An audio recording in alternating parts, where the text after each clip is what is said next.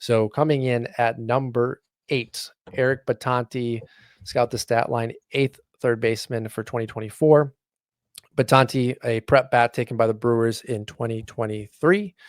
Overall batting average for peak projection is 244, on base percentage of 332, slug at 466, 28 home runs projected, 10 stolen bases, 11% walk rate, 28% strikeout rate.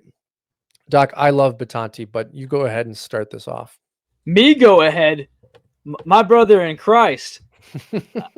We have to talk about what Matt did. When did you take him? So we did a 56 overall. I said so. Listen, this folks. I bring Matt Morris, my co-host. My humble co-host into the glorious world of CBS mock drafting. Scott White says, "Only send me your best men," and I said, "All right." This guy's okay. He's not my best, but he's okay. And then he said, all right, well, that's all. We actually need a guy, so we'll take your okay. And then I said, okay. And then we brought Matt Morris in there, and Matt Morris proceeds to go Matt Shaw 3rd overall, and then Eric Bitonti 56 overall. Well, Scott messaged me after, said, if you ever try any crap like that again. I'm unfollowing you and blocking you. It's over. I'll start. Dude, Scott White will not. He does not follow me. He just DM'd me the other day, like asking if my wife was still, how the baby was going. I'm like, bro, follow me. You're clearly my friend. Anyway, so I'm just gonna tell him to do it one of these days. All right. So, but point is, Eric Bitonti, you are high on him. I want very you high. to start off. Very high. Yeah, it's organizationally and it's organizational biased. But if there's an organization that I think a player taken from the prep ranks that has contact concerns with prodigious power can be swayed in the right direction of a plus major leaguer, I think it's being drafted to Milwaukee's organization.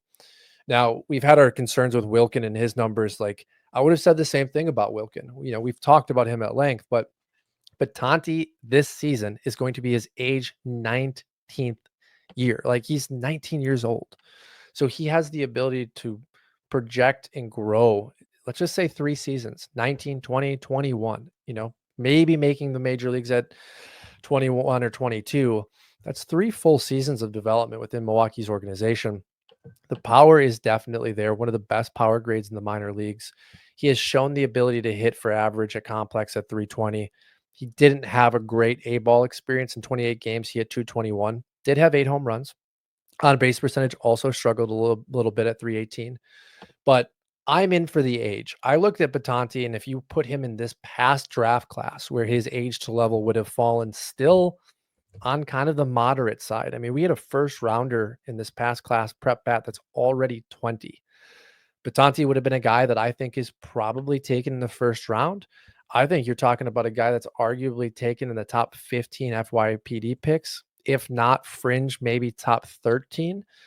And that's a player that I'm willing to take a risk on, especially as we get to, let's say, the 50th pick of any prospect draft. When he was taken by Milwaukee, his comp was Chris Bryant. I don't think that's a fair comp. I think what they were trying to articulate was more or less that he did have that real big raw power. We need to see Bitonti hit 250 at the major league level. That's kind of the number that I want to project, because I absolutely think Bitonti is a 40 home run major leaguer if the bat can play. And that's why I had you go first. You have some thoughts on Bitonti. Yeah, he's got, Fangraphs has him at current 55 raw power with a ceiling of 70 raw power. So they're saying he hasn't even fully. What does that even mean? Because I know game power, I can see what that means. Like, okay, he's got a ceiling of 55 game power. It's only showing 25. But isn't like your raw power just immutable? Like, is that just what you have in you? Or are they saying he could put more muscle on? I guess they're saying he could put more muscle on.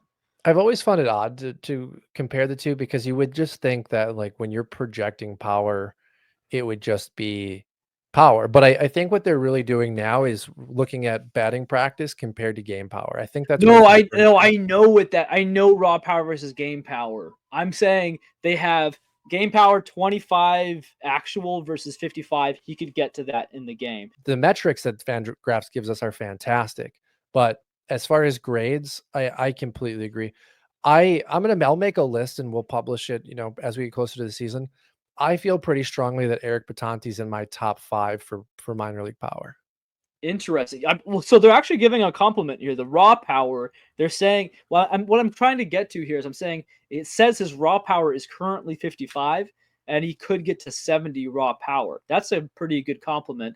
I'm guessing they mean he could put on more muscle because, like, well, that's what I'm trying to say here is how do you get to more raw power? Raw power typically means what's in you to begin with. So that's kind of a weird measurement for me. But that must be what they mean. His contact skills suck, as you said. So like below 70, not great. But yeah, he's young enough, and I think certainly the definition of high risk, high reward, right? Yeah, I mean, high risk, high reward, good organization. That's why I have so much confidence. Is I do genuinely believe that the Brewers have done a great job developing these guys.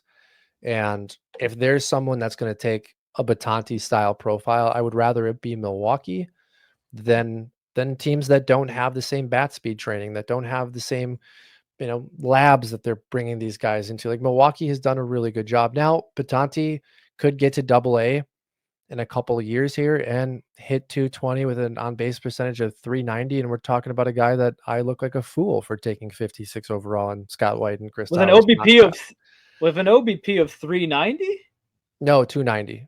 Okay, maybe I heard Because wrong. because then he's unusable, right? I mean, Yeah, if you can't yeah. hit over 220 at double A and your strikeout rate is at 30, and like that is the reality for a lot of these guys. And some of the White Sox have that tall young kid similar profile. I don't trust the White Sox to develop Eric Batonti like I trust the Brewers. So if I'm going to be Mhm. torn between the two, both have prodigious power.